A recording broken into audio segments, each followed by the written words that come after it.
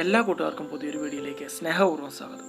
ഇന്ന് നമ്മൾ സയൻസ് സബ്ജക്റ്റുകൾ പഠിക്കാൻ ഉപകരിക്കുന്ന ഒരു RPQP എന്ന് പറയുന്ന ഒരു ഫോർമുലയെക്കുറിച്ചാണ് പഠിക്കുന്നത്. R എന്ന് പറയുമ്പോൾ റീഡ്, P എന്ന് പറയുമ്പോൾ പോയിൻറ്റ്സ്, Q എന്ന് പറയുമ്പോൾ ക്വസ്റ്റ്യൻ, അഗെയിൻ P എന്ന് പറയുമ്പോൾ പ്രാക്ടിക്കൽസ്. അപ്പോൾ ആദ്യത്തെ റീഡ് എന്ന് പറഞ്ഞാൽ നമുക്ക് പഠിക്കാൻ ഉള്ള കാര്യം അല്ലെങ്കിൽ പഠിക്കേണ്ട കാര്യം ആ പാഠഭാഗം ആഴത്തിൽ നന്നായി മനസ്സിലാക്കി വായിക്കുക എന്നതാണ് ഈ ഒരു ഘട്ടത്തിൽ ചെയ്യേണ്ടത്. ഇങ്ങനെ വായിച്ചു പോകും അതിൽ പ്രധാനപ്പെട്ടതെന്ന് തോന്നുന്ന കാര്യങ്ങൾക്ക് അണ്ടർലൈൻ ചെയ്തു പോവുക. അപ്പോൾ രണ്ടാമത്തെ ഘട്ടത്തിൽ നമ്മൾ ചെയ്യുന്നത് നമ്മൾ അണ്ടർലൈൻ ചെയ്ത പ്രധാനപ്പെട്ട പോയിന്റുകൾ അല്ലെങ്കിൽ നമ്മൾ നേരത്തെ നോട്ട് ചെയ്ത പ്രധാനപ്പെട്ട പോയിന്റുകൾ നമ്മളൊരു നോട്ട്ബുക്കിലേക്കോ ഒരു നോട്ട് പാഡിലേക്കോ മാറ്റി പകർത്തി എഴുതുക എന്നതാണ്. അപ്പോൾ ഇവിടെ നിങ്ങൾക്ക് ഈ ചാപ്റ്ററിൽ അല്ലെങ്കിൽ ആ പഠിച്ച പാഠഭാഗങ്ങളിൽ ഏറ്റവും പ്രധാനപ്പെട്ട പോയിന്റുകൾ ഏതാണ് എന്ന് വ്യക്തമായ ഒരാശയം അല്ലെങ്കിൽ വ്യക്തമായ ഒരു ഐഡിയ നിങ്ങൾക്ക് ഇവിടെ ലഭിക്കുന്നതാണ്.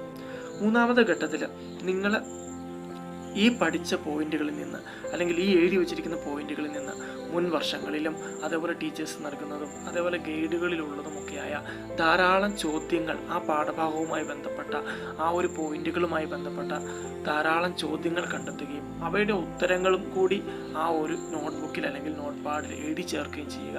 അപ്പോൾ നമുക്ക് ആ പാഠഭാഗത്തെക്കുറിച്ച് സമഗ്രമായ ഒരു ആശയവും ഐഡിയയും കിട്ടും. നിങ്ങളത് ഏകദേശം പഠിച്ചു തുടങ്ങുകയും ചെയ്യും.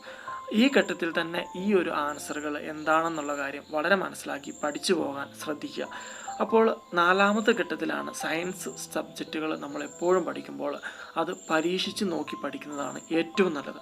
അപ്പോൾ ഈ ഘട്ടത്തിൽ നിങ്ങൾ പഠിച്ച് കാര്യങ്ങൾ നിങ്ങൾ വീട്ടിൽ ഒഴിവു സമയം കിട്ടുമ്പോഴും അവധി ദിവസം കിട്ടുമ്പോഴും ഒക്കെ ചെയ്തു നോക്കുക എന്നാണ് ഇവിടെ ചെയ്യുക. സയൻസ് സബ്ജക്റ്റുകൾ എപ്പോഴും നമ്മൾ ചെയ്ത് നോക്കിയാണ് പഠിക്കേണ്ടത്.